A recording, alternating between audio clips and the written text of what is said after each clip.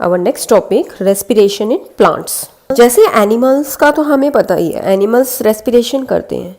Plant में respiration होता है? Yes, of course plant do respire because plant also need energy, है ना। रेस्पिरेशन से एनर्जी रिलीज होती है जो वेरियस एक्टिविटीज के दौरान काम आती है, ठीक है। ऐसे ही प्लांट को भी एनर्जी की जरूरत होती है, तो इसीलिए उनको भी रेस्पिरेशन की जरूरत पड़ती है। Okay, like animals plant also need energy, ठीक है। And plant get this energy by the process of respiration. Respiration process से उनको ये एनर्जी मिलेगी। देन इसके बाद next, plant respiration animal respiration में क्या डिफरेंसेस है? Then here are the some differences.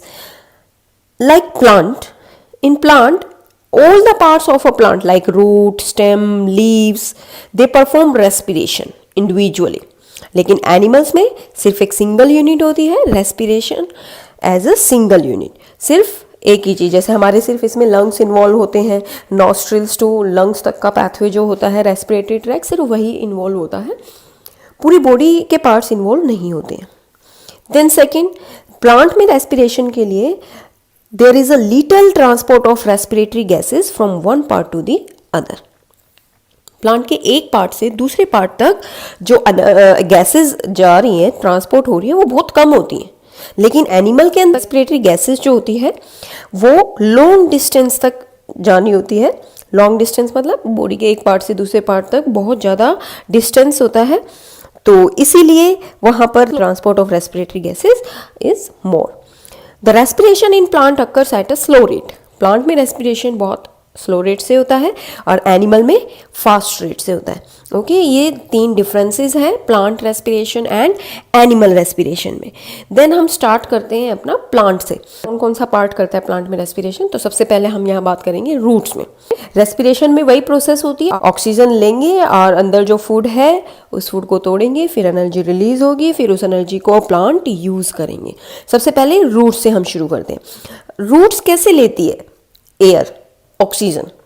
तो आपको पता है रूट सॉइल के अंदर होती है, सॉइल के पार्टिकल के बीच में स्पेस होता है, तो इन स्पेस के बीच में क्या प्रेजेंट होती है? एयर, ठीक है। Roots of a plant take the oxygen for respiration from the air present in between the soil particles. किस प्रोसेस से? By the process of diffusion, ठीक है। डिफ्यूजन कैसी प्रोसेस होती है? in which movement of substance, movement of gases takes place from high concentration region to low concentration region. okay, तो diffusion process से air जो सॉइल के अंदर है वहाँ ज़्यादा है, प्लांट के अंदर कम, तो एयर डिफ्यूज हो जाएगी इनसाइड द प्लांट। ओके, इसके बाद oxygen diffuse into the root hairs. Root के पास रूट हेयर्स होते हैं सबसे पहले, देन रूट हेयर से ये प्लांट की रूट की दूसरी सेल्स के अंदर चला जाएगा फॉर रेस्पिरेशन।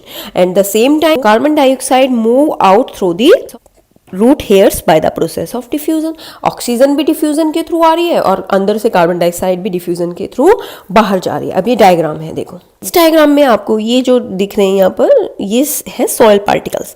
इनके बीच में जहाँ जहाँ स्पेस है, this space contain air and these are the this structure is the structure of root and these are the root hairs. ये रूट हेयर्स सॉइल पार्टिकल्स के स्पेस के बीच में से एयर को एब्जॉर्ब करेंगे, ठीक है। एयर मेनली ऑक्सीजन को एब्जॉर्ब कर रहे हैं और प्लांट के दूसरी सेल्स को दे रही हैं। देन इसके बाद जो अंदर कार्बन डाइऑक्साइड है वो भी इसी प्रोसेस से रूट हेयर्स की हेल्प से बाहर सॉइल के अंदर रिलीज आउट हो रही है। तो ये तो था रेस्पिरेशन थ्रू द रूट। अब जो नेक्स्ट है हमारे पास, क्योंकि हमने डिफरेंस में पढ़ा प्लांट का हर पार्ट इन्वॉल्व होता है रेस्पिरेशन में, तो रूट इन्वॉल्व हो गया। कैसे वो सॉइल पार्टिकल के बीच में स्पेस है उससे एयर ले रहा है, ऐसे ही अब आएगा हमारे पास respiration in stem. Herbaceous plant जब आप देखते हैं, हर्ब्स छोटे छोटे जो आप देखोगे, उनकी जो स्टेम होती है वो ग्रीन कलर की होती है ना। छोटे छोटे जो पौधे होते हैं उनकी स्टेम बहुत ही पतली और ग्रीन कलर की आप देखोगे। तो जो स्टेम होती है हर्बेशियस प्लांट्स की, दे हैव स्टोमेटा। ओके, जैसे लीव्स ग्रीन कलर की है उसके ऊपर स्टोमेटा होते हैं, ऐसे ही जो हर्ब्स होते हैं उनकी स्टेम के ऊपर स्टोमेटा होते हैं। तो स्टोमेटा क्या करते हैं? Exchange of respiratory gases. Respiratory gases कहीं पे भी आता है तो it is oxygen and carbon dioxide. तो रेस्पिरेटरी गैसेस को एक्सचेंज करता है, ऑक्सीजन लेता है और कार्बन डाइऑक्साइड को रिलीज आउट करता है। किसकी हेल्प से? Through the stomata. ओके, अब जो प्लांट बड़े होते हैं, जिनकी स्टेम ग्रीन नहीं होती, जिनकी स्टेम हार्ड और वुडी होती है, उन वो कैसे करेंगे रेस्पिरेशन? लेंटिसेल। ये हार्ड एंड वुडी स्टेम है, इसके बाहर ये जो स्ट्रक्चर आपको दिख रहा है, it is the lenticel. Okay, trees do not have stomata. In woody stem the bark has lenticels for gaseous exchange। ठीक है, ये जो वुडी प्लांट होते हैं, वुडी ट्री होते हैं, उनके ब्राउन कलर की बार्क होती है, उन बार्क के ऊपर ये ओपनिंग होती है, इनको हम बोलते हैं लेंटिसेल्स। तो दे डू द रेस्पिरेशन, यानी कि एक्सचेंज ऑफ रेस्पिरेटरी गैसेस। ये हो गया हमारा स्टेम के थ्रू। देन इसके बाद हमारे पास नेक्स्ट आता है respiration in leaves. Okay, leaves के अंदर तो वही है स्टोमेटा ही करेंगे। तो leaves of a plant have tiny pores called stomata.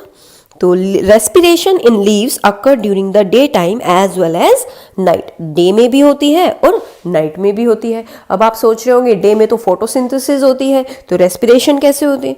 तो जब प्लांट फोटोसिंथेसिस करते हैं, जो वो ऑक्सीजन बना रहे होते हैं, तो वो कुछ ऑक्सीजन अपने अंदर रख लेते हैं। ड्यूरिंग द डे टाइम जब फोटोसिंथेसिस होती है, तब ऑक्सीजन प्रोड्यूस्ड होती है। तो जो लीव्स होती हैं वो थोड़ा सा ऑक्सीजन अपने पास रख लेती हैं एंड यूज कर लेती हैं लीव्स उस ऑक्सीजन को, और रेस्ट ऑफ द ऑक्सीजन ये डिफ्यूज आउट कर देती है, यानी कि बाहर निकाल देती हैं। थोड़ी कार्बन डाइऑक्साइड भी बनी है प्लांट के अंदर, तो वो कार्बन डाइऑक्साइड को डे टाइम में रिलीज भी कर रहे हैं और बाहर एयर से कार्बन डाइऑक्साइड को ले भी रहे हैं। देन इसके बाद नाइट टाइम में भी जो होता है, जब फोटोसिंथेसिस नहीं हो रही होती, उस दौरान पे कोई ऑक्सीजन प्रोड्यूस नहीं होएगी।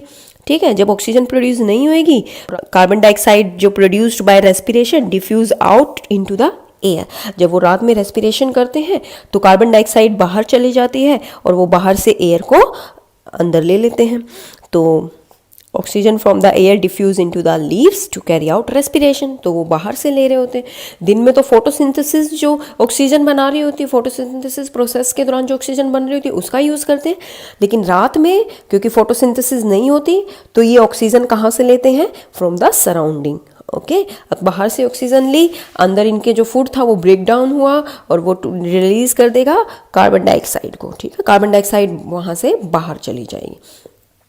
ओके, तो ये हो गया हमारा रेस्पिरेशन इन प्लांट। तो रेस्पिरेशन इन प्लांट रूट्स के थ्रू भी हो सकता है, स्टेम के थ्रू भी होता है, और लीव्स के अंदर तो होते ही है स्टोमेटा जो एक्सचेंज ऑफ गैसेस करते हैं। देन इसके बाद हम कर रहे हैं respiration in animals. Respiration in animals में हम सबसे पहले छोटे एनिमल से शुरू करेंगे। तो इसको आप एक टेबल की फॉर्म में याद करें, आपको सिर्फ वो एनिमल का नेम लिखना है। जैसे मैं यहाँ पर सबसे पहले सिंपल ऑर्गेनिज्म से स्टार्ट करूंगी, डेट इज अमीबा लिख सकते हो आप, पैरामीशियम लिख सकते हो। They all are unicellular organism और सिंपल ऑर्गेनिज्म होते हैं। और प्लेनेरिया लिख सकते हो। ठीक है, इन ऑर्गेनिज्म के अंदर रेस्पिरेटरी ऑर्गन कौन सा होता है? इनकी सेल मेम्ब्रेन, क्योंकि ये जो है जैसे अमीबा है ये सिंगल सेल होता है, इनके सेल के बाहर क्या होती है? मेम्ब्रेन होती है। उस मेम्ब्रेन के थ्रू ही ये क्या करता है? रेस्पिरेशन करता है, क्योंकि इनके अंदर और कोई सिस्टम तो है नहीं बॉडी का, तो एक सेल ही होती है, वही सारे काम करती है। तो रेस्पिरेशन का काम भी वही सेल करेगी। अब दूसरे नंबर पे मैं लिख रही हूँ, जैसे यहाँ पर अर्थवर्म है, जैसे लीच है, ये कैसे रेस्पायर करते हैं? इनके पास भी सेल मेम्ब्रेन बोल सकते हो, या फिर इनके पास इनकी जो स्किन होती है मॉइस्ट होती है, वो स्किन के थ्रू ये रेस्पिरेशन करते हैं। ठीक है, इसके बाद थर्ड नंबर पे आते हैं हमारे पास एक्वेटिक एनिमल्स। एक्वेटिक एनिमल्स के पास क्या होते हैं? सभी को पता ही है, एक्वेटिक एनिमल फिश, प्रॉन्स क्या होते हैं? इनके पास गिल्स होते हैं। इनके पास रेस्पिरेटरी ऑर्गन गिल्स होता है। ठीक है, अब यहाँ पर अगर मैं बात करूं एम्फीबियंस की, एम्फीबियंस जैसे फ्रॉग होता है, ये पानी में भी रह सकता है और लैंड पे भी, तो फिर इनके अंदर गिल्स भी होंगे, लंग्स भी होंगे, और ये अपनी स्किन के थ्रू भी रेस्पायर कर सकता है। इंसेक्ट्स के अंदर क्या होता है? किंगडम आर्थ्रोपोडा के अंदर आपने पढ़ा हो अगर, तो इनके अंदर स्पाइरेकल्स होते हैं, एयर ट्यूब्स बोल सकते हैं इनको हम। ठीक है, ट्रैकिया हो सकता है इनके अंदर, विंड पाइप जो होता है। ओके, तो ये इंसेक्ट्स के हो गए। अब बात आ जाती है ह्यूमन बीइंग की, या फिर जो लैंड एनिमल्स होते हैं, जितने भी लैंड एनिमल्स जितने भी होंगे उनके पास क्या होंगे? Lungs. Okay, lungs is the main respiratory organ. Then इसके बाद हम आते हैं जो रेस्पिरेटरी ऑर्गन्स हैं। हमने देखा ये अलग अलग तरह के ऑर्गेनिज्म है, अलग अलग रेस्पिरेटरी ऑर्गन्स हैं, बट उनमें सिमिलैरिटीज होती हैं। ठीक है, चाहे ऑर्गन अलग अलग है पर उनमें सिमिलैरिटीज है उन ऑर्गन में। All the respiratory organs like gills, trachea, lungs have 3 common features. उनकी 3 चीजें बहुत कॉमन होती है रेस्पिरेटरी ऑर्गन्स में, चाहे लंग्स हो, चाहे गिल्स हो, चाहे ट्रैकिया हो। जो 3 चीजें हैं वो सब में सेम रहेगी। सबसे पहला कि जो भी रेस्पिरेटरी ऑर्गन्स होंगे उनका सरफेस एरिया लार्ज होगा। लार्ज सरफेस एरिया का पर्पस क्या है यहाँ पर? ताकि ज़्यादा से ज़्यादा ऑक्सीजन को एब्जॉर्ब कर लिया जाए। ओके, तो जितनी भी रेस्पिरेटरी ऑर्गन्स होते हैं they have a large surface area to get enough oxygen. ये हो गया फर्स्ट कॉमन पॉइंट। चाहे गिल्स है, चाहे लंग्स, ट्रैकिया, स्पाइरेकल्स, कुछ भी है तो उनका सरफेस एरिया बड़ा होगा, उनके रेस्पिरेटरी ऑर्गन का सरफेस एरिया बड़ा होगा। Second, respiratory organ have thin walls. In organs के बाहर थिन वॉल्स होती हैं जो इजीली डिफ्यूजन प्रोसेस को कर देती हैं। इजीली डिफ्यूजन कैसे? मतलब बाहर से ऑक्सीजन इजीली अंदर आ जाएगी और अंदर से कार्बन डाइऑक्साइड इजीली बाहर डिफ्यूज आउट हो जाएगी। तो थिन वॉल होती है इन ऑर्गन्स के ऊपर जो इजी डिफ्यूजन ऑफ गैसेज में हेल्प करती हैं। ठीक है, थर्ड हमारे पास है रेस्पिरेटरी ऑर्गन्स जो स्किन, लंग्स, गिल्स होते हैं उनके चारों तरफ रिच ब्लड सप्लाई होती है। अब ब्लड सप्लाई क्यों हो रही है? क्योंकि ब्लड ने ही तो क्या किया था, फूड एब्जॉर्ब किया था, और फूड ब्लड ने कहाँ तक पहुँचाया था? सेल तक पहुँचाया था। तो सेल के अंदर जब ऑक्सीजन आती है तो वो फूड ब्रेक डाउन हो जाता है और ब्लड के अंदर CO2 रिलीज कर देगा। तो ब्लड ही ऑक्सीजन को लेकर के जा रहा था और ब्लड ही सेल से वापस CO2 को लेकर के आ रहा है। तो इन ऑर्गन्स के बाहर रिच ब्लड सप्लाई होती है फॉर एक्सचेंज ऑफ गैसेस, ठीक है, या फॉर ट्रांसपोर्टिंग रेस्पिरेटरी गैसेस। चारों तरफ इनके ब्लड वेसल्स होते हैं क्योंकि वहीं से ये ब्लड के अंदर ऑक्सीजन या ब्लड ही ऑक्सीजन को लेकर के जाता है, सेल को देता है, और सेल के अंदर पहले से ही फूड है तो ऑक्सीजन ब्लड लेकर के आ गया। तो ऑक्सीजन ने उस फूड को तोड़ा और फिर उस सेल ने क्या रिलीज किया? Carbon dioxide. वो कार्बन डाइऑक्साइड फिर ब्लड लेकर के आएगा वापस इस ऑर्गन के पास और ये ऑर्गन उसको बाहर रिलीज आउट कर देंगे। ठीक है, ये हो गया हमारा ये सिमिलैरिटीज जो इनके रेस्पिरेटरी ऑर्गन्स के अंदर होती हैं। अब इसके अंदर एक क्वेश्चन आता है कि rate of breathing in aquatic animals is much faster then in terrestrial animals. Rate of breathing, aquatic animals, आप कभी भी फिश को देखोगे वो बहुत जल्दी जल्दी सांस ले रही होती है, बहुत जल्दी जल्दी ब्रीदिंग कर रही होती है। इसका क्या रीज़न है?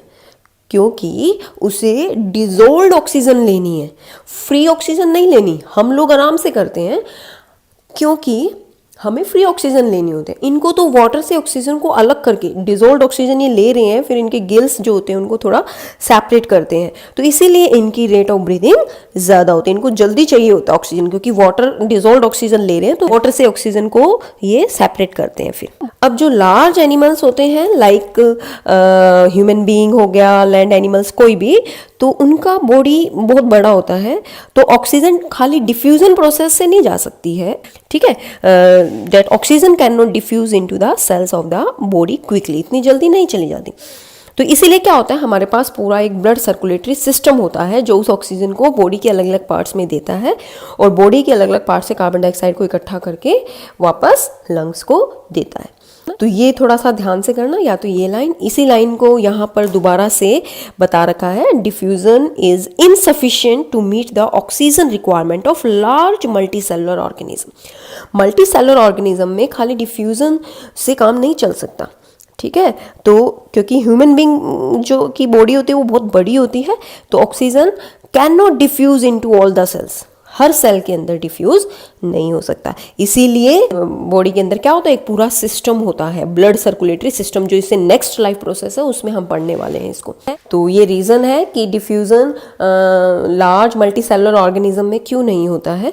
तो हम बता सकते हैं डिफ्यूज़न जो है ये सारी रिक्वायरमेंट पूरी नहीं करता है मल्टीसेलुलर ऑर्गेनिज्म की, क्योंकि उसकी बॉडी बहुत बड़ी होती है तो उसके लिए एक पूरा सिस्टम चाहिए होता है, ट्रांसपोर्ट सिस्टम। तो इसीलिए ये खाली डिफ्यूजन से नहीं हो सकता। तो अब जो मैंने अभी बताया था थोड़ी देर पहले, ऑक्सीजन कौन लेकर के जाता है सेल के पास? ब्लड। और कार्बन डाइऑक्साइड कौन लेकर के आता है वापस लंग्स के पास? ब्लड। तो ब्लड के अंदर ऐसी कोई चीज होती होगी जो ऑक्सीजन और कार्बन डाइऑक्साइड को कैरी करती है। Yes, blood container respiratory pigment called haemoglobin.